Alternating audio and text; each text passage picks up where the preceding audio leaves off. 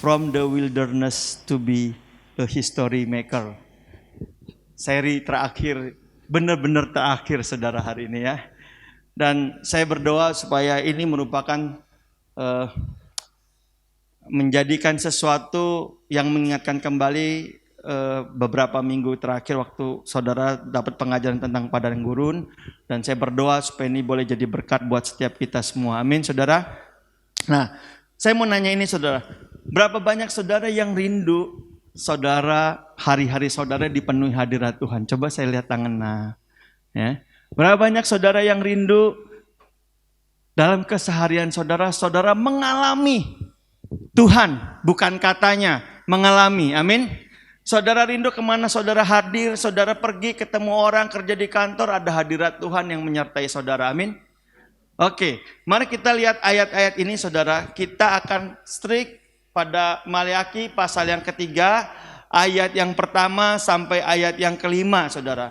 Nah, ayat-ayat yang lainnya adalah tambahan untuk menjelaskan kelima ayat ini. Tapi kita akan banyak di 5 ayat ini. Mari kita baca bersama-sama ayat pertama dan ayat yang kedua dahulu. Ya.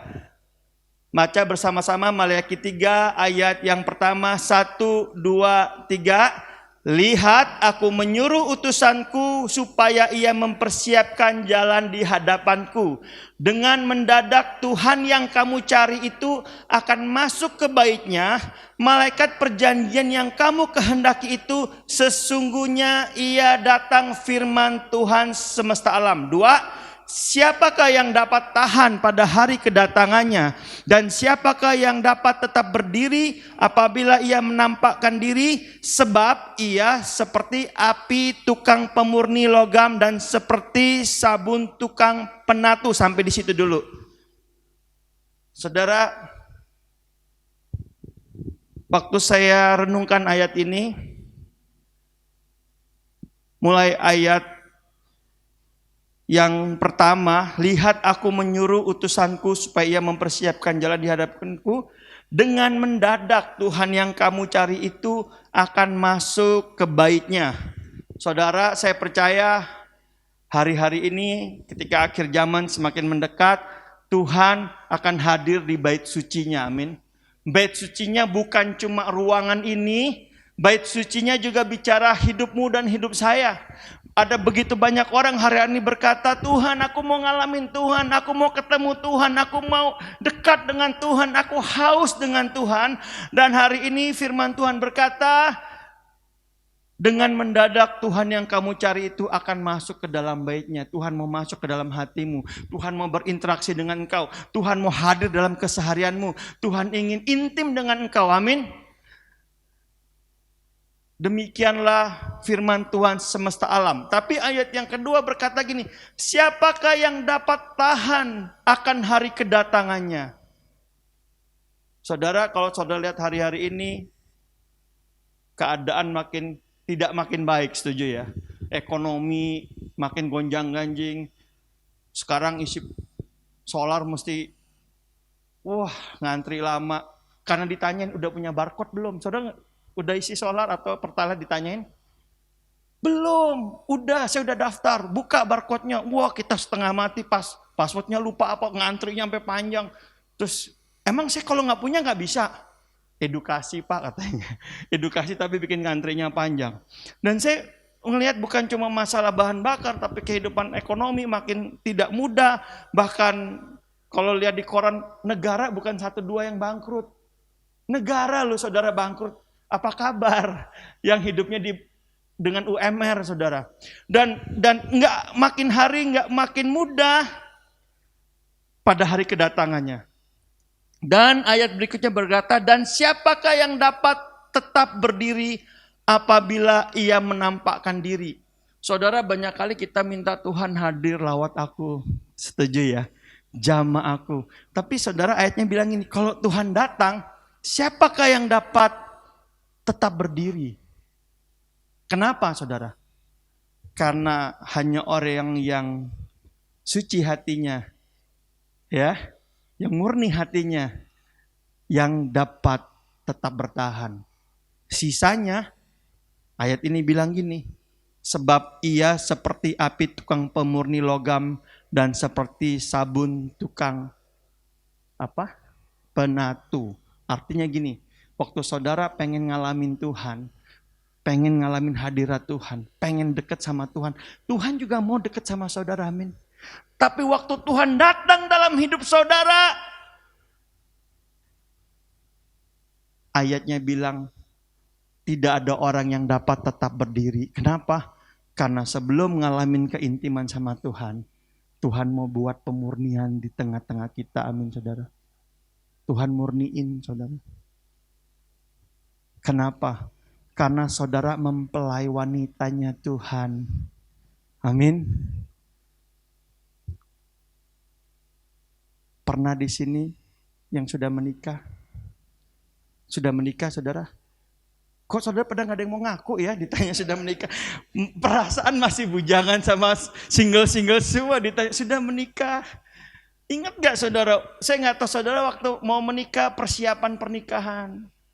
Kalau cowok sih gak terlalu, kalau cewek ya disepak, kukunya di pedicure, manicure, perawatan, apa tuh mukanya di apa, yang dipencet-pencet di facial.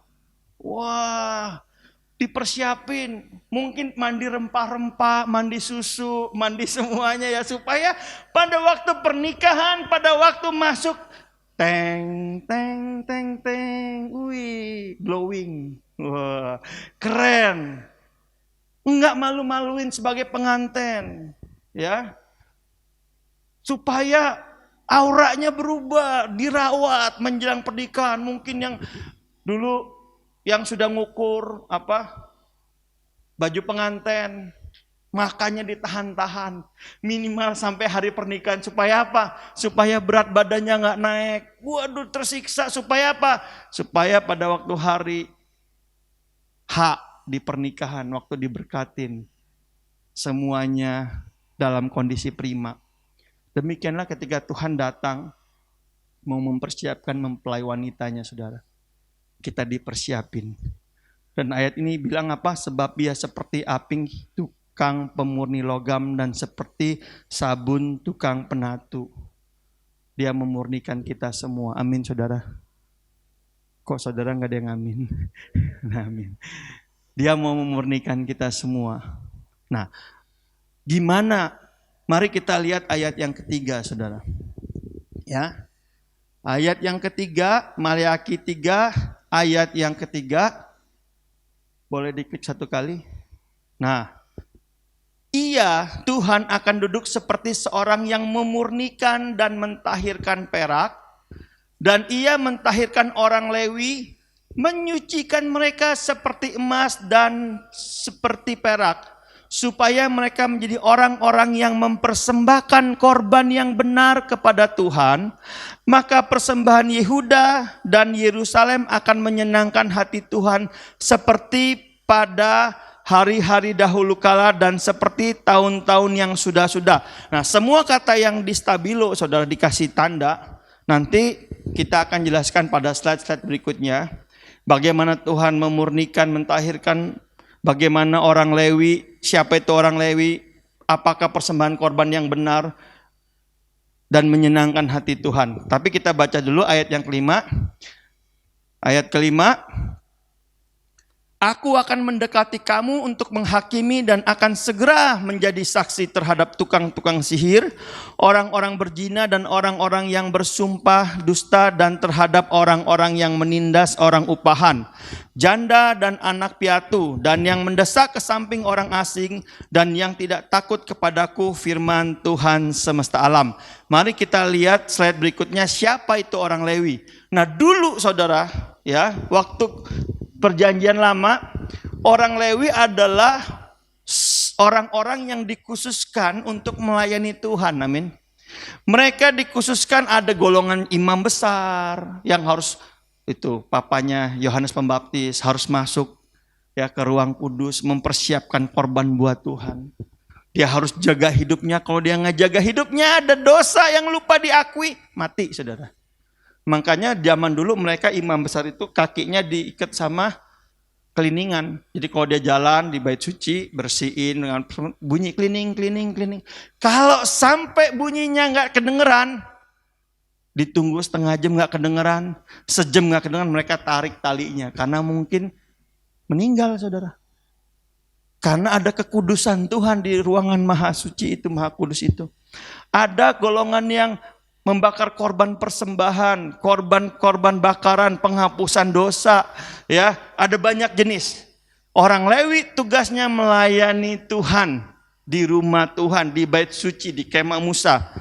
Tapi dalam perjanjian baru 1 Petrus 2 ayat 9 bilang, tetapi apa saudara, baca sama-sama 1 2 3, kamulah bangsa yang terpilih, imamat yang rajani, bangsa yang kudus, umat kepunyaan Allah sendiri, supaya kamu memberitakan perbuatan-perbuatan yang besar dari Dia yang telah memanggil kamu keluar dari kegelapan kepada terangnya yang ajaib. Kalau dulu hanya suku Lewi, tapi waktu saudara dan saya percaya kepada Yesus, saudara menjadi anak Allah, amin. Saudara menjadi imamat yang rajani. Saudara adalah imam-imamnya Tuhan. Jadi kalau menurut ayat ini, saudara adalah orang-orang Lewi yang dimaksudkan oleh kitab Maleakhi. Coba lihat kanan kiri, saudara, wajah-wajah orang Lewi. Ya, saudara dipilih Tuhan menjadi imamat yang rajani. Apa yang saudara kerjakan? Ternyata Tuhan mau pakai saudara untuk memberitakan perbuatan-perbuatannya yang besar. Amin.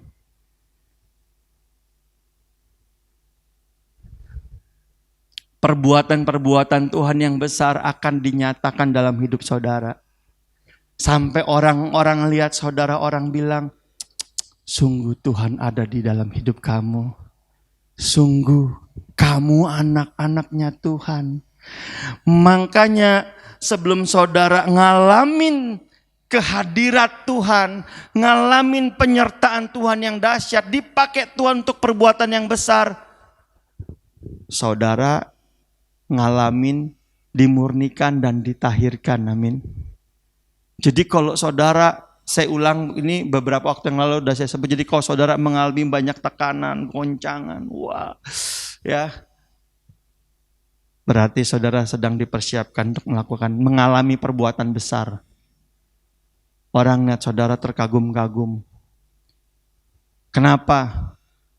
Karena di tengah-tengah goncangan yang besar, saudara keluar menjadi history maker, pembuat sejarah. Amin. Orang lihat saudara, aduh kok bisa ya? Kok bisa sih? Lagi dalam kondisi krisis, lagi dalam kondisi gak mudah, kok bisa? Justru saudara dibawa Tuhan lewatin proses gak mudah, tapi saudara bisa lewatin. Kok bisa? Kok kuat? Kok tabah? Kok bisa ya kepikiran begitu? Nah ini saudara.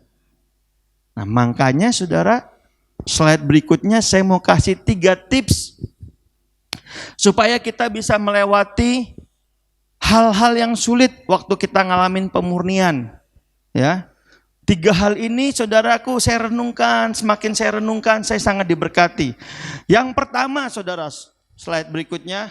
Yang pertama adalah waktu saudara ngalamin pemurnian, yang saudara harus lakukan adalah bersyukur.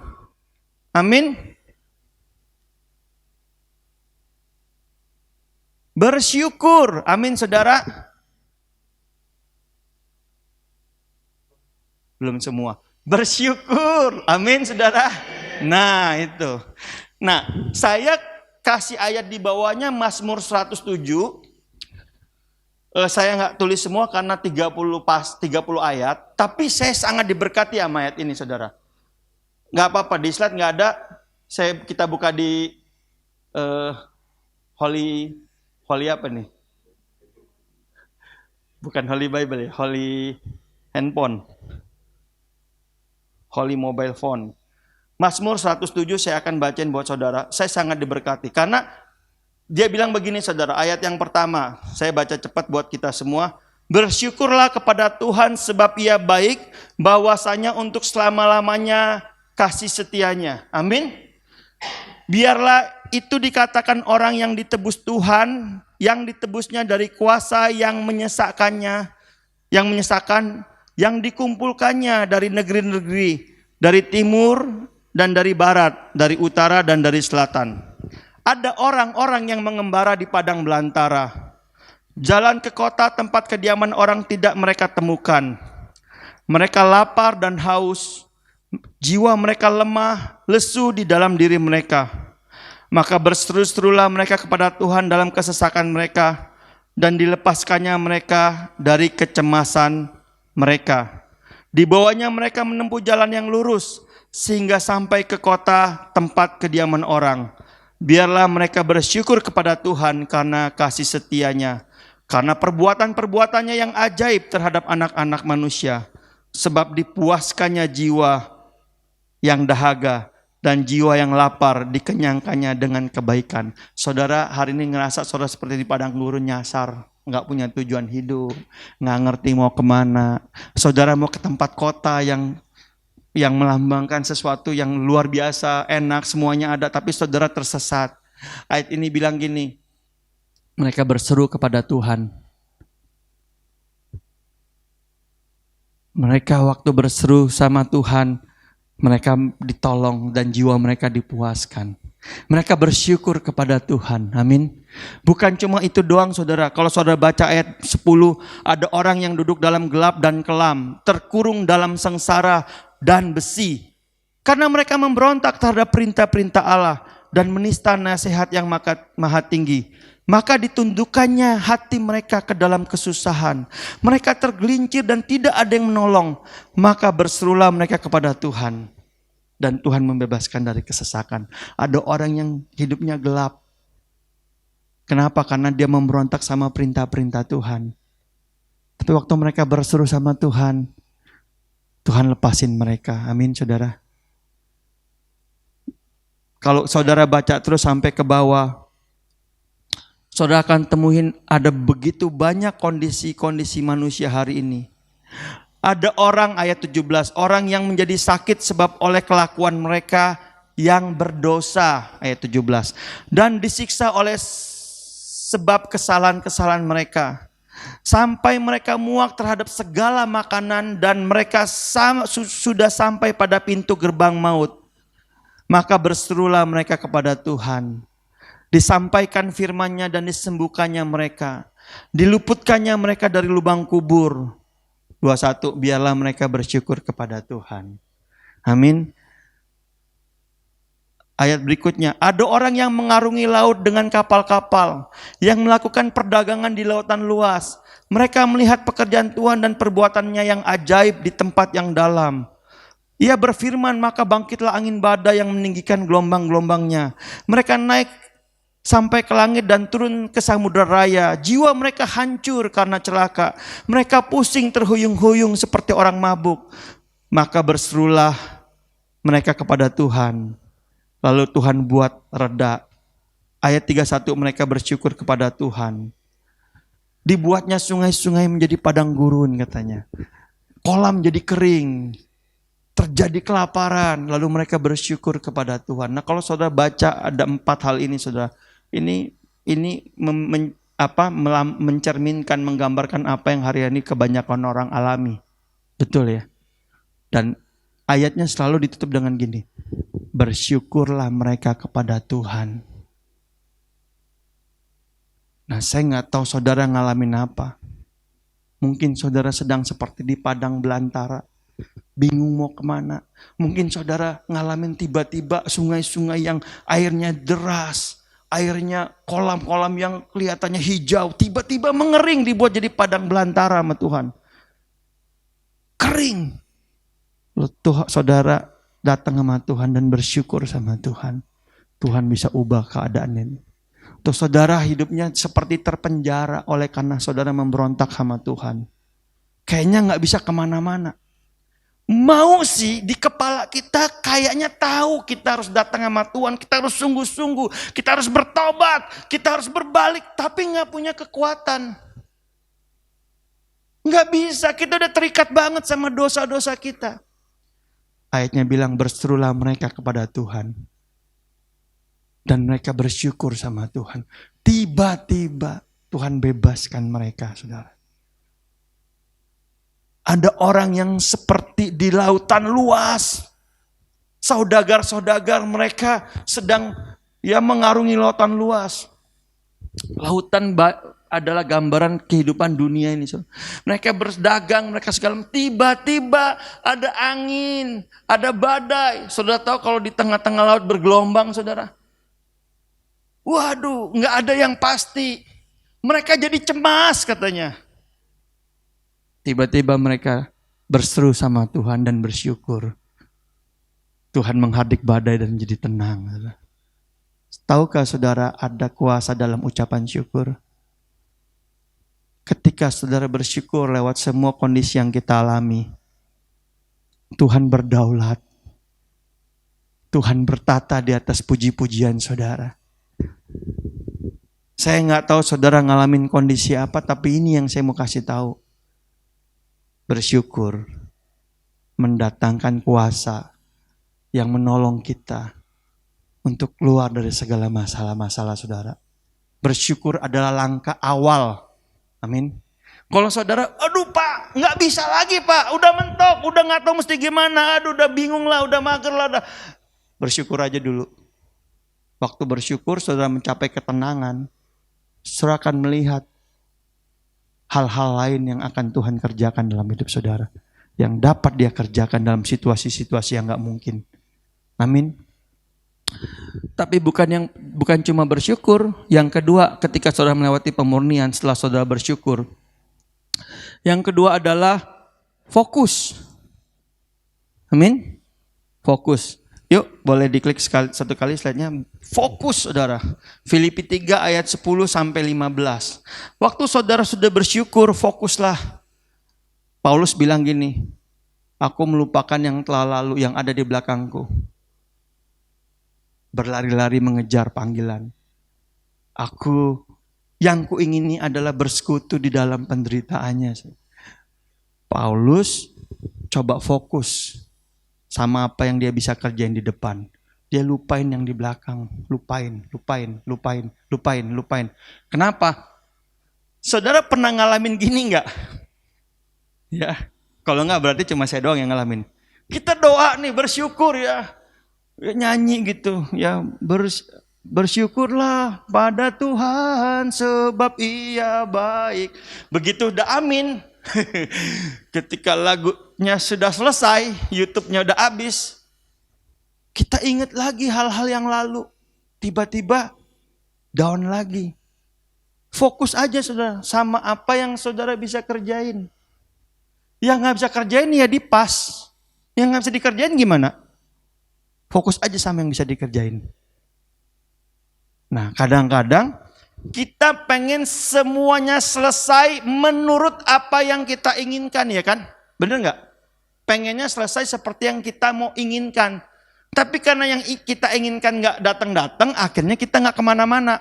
Di situ aja.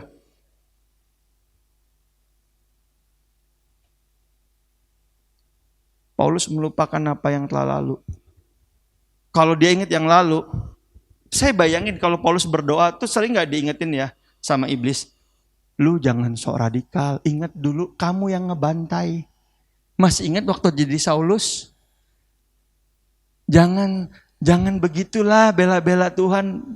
Ingat dulu siapa yang suka nganiaya jemaat. Sampai Paulus bilang dari antara semuanya aku yang paling hina. Ya, tapi Paulus mau fokus sama yang ada di depannya supaya dia bisa mengejar panggilan yang Tuhan beri. Saudara kalau mau lihat kekurangan, kelemahan kita banyak, gak ada kita yang sempurna. Tapi di tengah-tengah kekurangan kita, Tuhan memberikan sebuah privilege, sebuah panggilan yang gak bisa digantikan oleh orang lain. Orang yang model saudara tuh di dunia cuma satu. Stoknya gak ada lagi saudara. Yang mirip mungkin ada, yang sama persis nggak ada, saudara. Makanya saudara, Tuhan itu memberikan kepercayaan yang luar biasa buat kita semua. Amin. Luar biasa loh. Saya berdoa Tuhan percaya ya sama kita gitu. Mempercayakan kita hal-hal yang luar biasa. Bisa melayani Tuhan. Bisa dipakai Tuhan. Untuk menyatakan perbuatan-perbuatannya yang besar. Kok percaya Tuhan? Wong kita aja kadang-kadang gak percaya sama diri sendiri. Udahlah, jangan akulah, jangan. Ya, tapi Tuhan mau percayain, amin. Nah, yuk fokus. Nah, yang terakhir saudara, bukan cuma bersyukur, bukan cuma fokus di pikiran, tapi kerja keras. Ini loh saudara, Mazmur 126 itu gini. Orang yang menabur benih sambil bukan mencucurkan darah saudara ya, horor dong. Mencucurkan air mata, katanya akan pulang membawa berkas-berkasnya. Kenapa dia menabur sampai mencucurkan air mata? Karena dia menabur dalam pekerjaan keras saudara. Nggak gampang, nggak mudah, dicoba tanam. Mungkin itu modal terakhir ketika dia kerja. Dia coba all out, mungkin dia udah capek banget. Terus. Dan Tuhan bilang, dia akan pulang membawa berkas-berkasnya. Dia akan pulang membawa hasilnya. Lalu tanpa dia sadar, itu adalah waktu-waktu pemulihan. Karena ayat pertamanya bilang ini, ketika Tuhan memulihkan keadaan Sion, keadaan kita seperti orang yang bermimpi. Jadi waktu Tuhan pulihin, yang dipulihin aja gak sadar. Paham gak? Yang dipulihin mah kerja terus, beri yang terbaik, fokus terus. Dia gak sadar. Tapi ternyata waktu dia gak sadar, dia udah berjalan, terus berjalan, tahu-tahu udah sampai di tanah Kanaan. Di mana janji-janji Tuhan digenapi. Waktu 7 tahun yang lalu kayaknya berat banget. Waduh, kayaknya gak mungkin. Tiba-tiba apa yang Tuhan janjiin, tanpa dia sadari sudah digenapi. Prosesnya dia gak rasain begitu lama. Kenapa? Karena dia gak coba pikirin waktunya. Yang dia tahu, fokus aja udah terus yang terbaik. Yang terbaik. Walaupun kadang-kadang down. Yang terbaik. Saudara, saya ngebayangin ya, gereja komunitas. Paulus itu tulis loh, sebab 3 tahun lamanya aku menasihati kamu sambil mencucurkan air mata. Kok sedih banget 3 tahun. Nonton film drama di sebelah mana, sinetron apa sampai 3 tahun. Tapi itu ditulis, aku menasihati kamu 3 tahun lamanya mencucurkan air mata, menasihati kamu. Terus berdoa, terus tanpa dia sadar saudara, dia udah menyelesaikan pertandingan dengan baik. Kadang kita kalau punya mimpi, punya visi, kayaknya jauh banget, capek banget, gak mungkin banget. Kayaknya lelah hati ini. Capek banget, capek. Tapi waktu sudah terus, susah bersyukur, terus. Ke distract, fokus lagi, terus. Enggak ada yang sia-sia dalam nama Tuhan Yesus.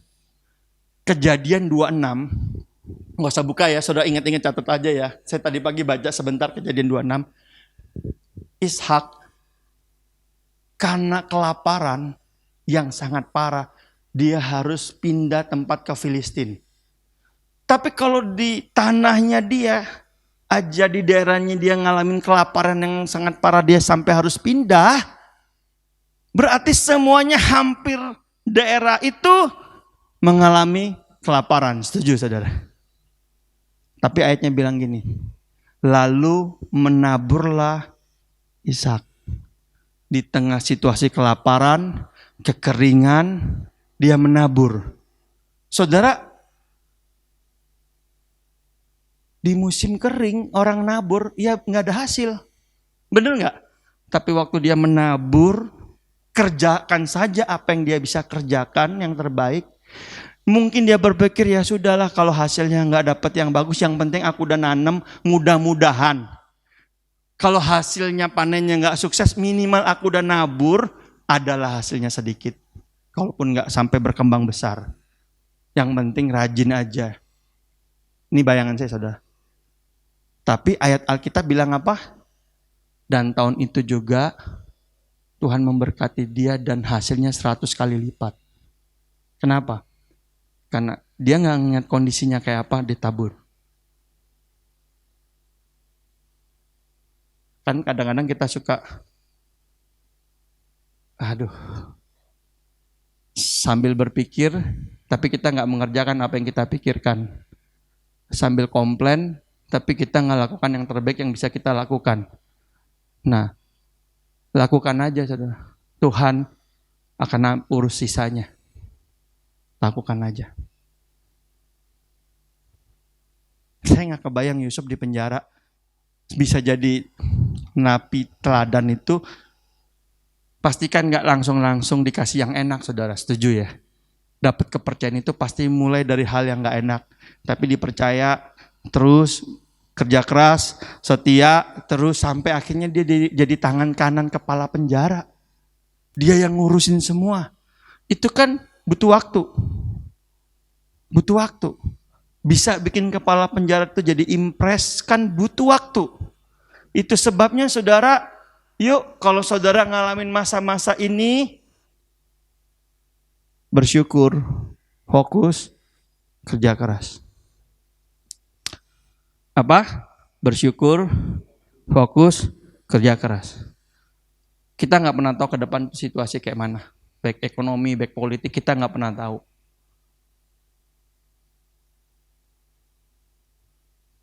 Tapi kalau kita bersyukur dan Allah bertata di atas ucapan syukurnya kita, dia bisa membalikan semuanya. Tapi kalaupun Tuhan membalikan semuanya, tapi kita nggak fokus, lewat waktunya. Kairosnya Tuhan lewat, setuju ya? Tapi kalau kita bersyukur, kita tahu, kita tangkap bahwa ini waktunya Tuhan. Tapi nggak disertai dengan kerja keras.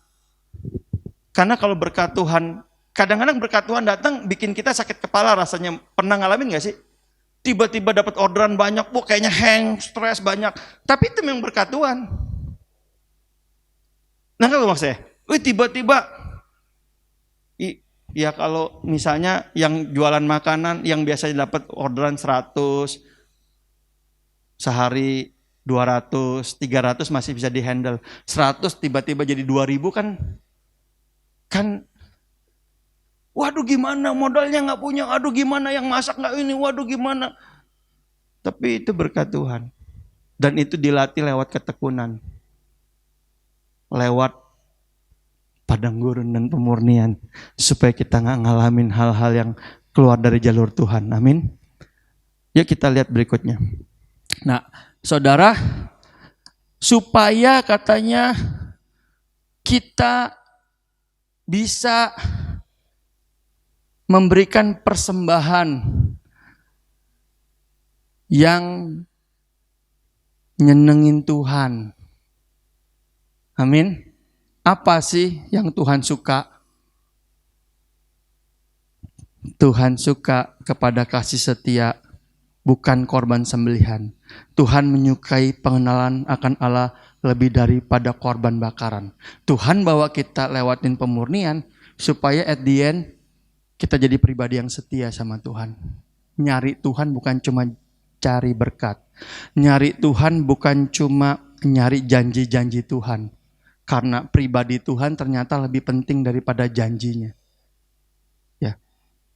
Benar gak? Musa, Tuhan bilang ini, Musa aku gak tahan ada di tengah-tengah umat yang tegar tengkuk ini. Kamu jalan. Aku akan utus malaikatku berjalan di depanmu. Kamu akan masuk ke tanah Kanaan. Tapi ini kata Musa, Tuhan jangan suruh kami berjalan kalau Tuhan gak berserta kami. Karena buat Musa, Tuhan lebih penting daripada penyertaan seorang malaikat. Tuhan lebih penting daripada mereka masuk ke tanah Kanaan. Sebab di tanah Kanaan tanpa Tuhan buat Musa gak ada apa-apanya. Gak ada artinya. Sekalipun di padang gurun kalau ada Tuhan. Musa memiliki rasa keamanan dan kenyamanan. Amin saudara. Itu sebabnya lewatin semua padang gurun, Tuhan ngajarin kita untuk menjadi pribadi yang setia sama Tuhan. Dan jadi kenal, tahu pribadi dia. Kayak misalnya, kalau ada orang ngomong gini, Pak, lu dibilangin ini sama si A misalnya. Tapi karena kenal sama pribadi si A, kita tahu pasti nggak gitu kejadiannya. Saudara pernah ngalamin gitu ya? Oh, dibilangin sama si ini begini, tapi karena kita kenal sama pribadinya, enggak lah, pasti salah ini, nggak mungkin kayak gini, nggak mungkin dia begitu. Atau kita dengar, wah si B begitu, si C begitu, wah ini karena kita kenal, kita tahu nggak mungkin ini, pasti ada yang salah. Mungkin ceritanya nggak gini. Nah, Tuhan pengen kita kenal pribadinya. Amin, saudara. Haleluya. Next. Maliaki 3 ayat 5, ayat yang terakhir. Kemudian aku membawa kamu ke dalam kebenaran. Setelah saudara lewatin semuanya, Tuhan akan katanya apa? Membawa saudara kepada kebenaran. Aku menjadi saksi ahli dan menguji kejahatan yang dilakukan orang. Aku berbicara terhadap orang yang melakukan sihir. Saudara bilang gini, Pak salah Pak, kita mana ngelakuin sihir Pak. Ya itu mah orang lain, kita mah enggak. Tapi apa yang dimaksud melakukan sihir saudara? Sihir enggak selalu bicara tentang saudara adagadabra. Ya, bukan. Tapi sihir itu apa? Mari kita lihat saudara. Sihir, klik sekali.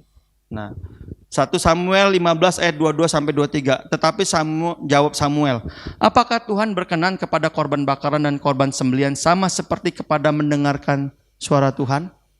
Sesungguhnya mendengarkan lebih baik daripada korban sembelihan, memperhatikan lebih baik daripada lemak domba-domba jantan. Sebab pendurhaka adalah sama seperti dosa bertenung. Bertenung similar sama sihir saudara. Apa saudara durhaka waktu udah dengar Tuhan berbicara berkali-kali, tapi kita pura-pura nggak dengar. Amin. Dan katanya, kedegilan adalah sama seperti menyembah berhala dan terafim. Degil, tahu yang benar. Dikasih tahu yang benar.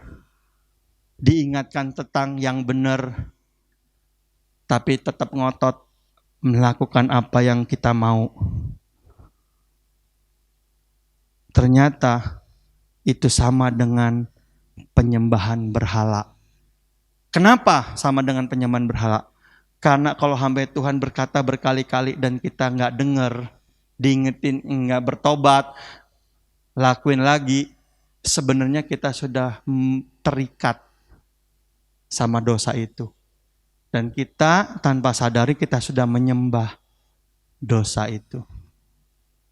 Terikat.